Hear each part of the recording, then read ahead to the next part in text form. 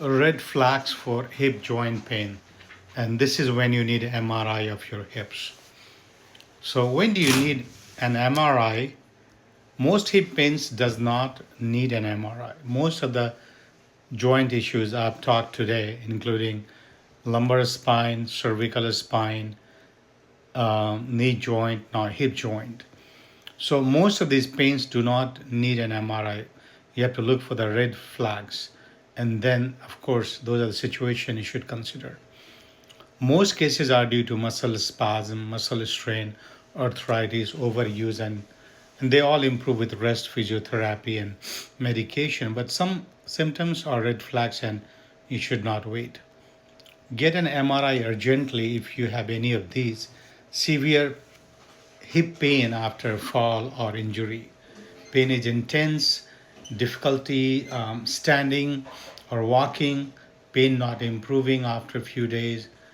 Um, then MRI looks for occult fracture, hidden fracture, labral tears, and muscle or abandoned ruptures.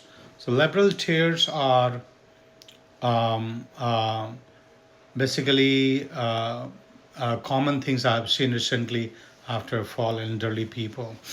Muscle and tendon rupture, of course, common thing. Inability to bear weight. So if you cannot put weight on affected leg, pain feels deep inside the hip or groin area. This can indicate hip fracture, stress fracture, or severe joint damage. Night pain, or pain at rest. Pain wakes you up from sleep. Pain even when laying still. Possible causes: bone infection, tumor, avascular necrosis.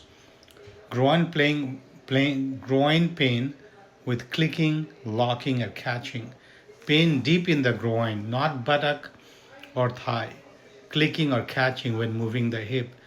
Um, MRI helps detect labral tears and femoroacetabular impingement (FAI), femoroacetabular impingement syndrome.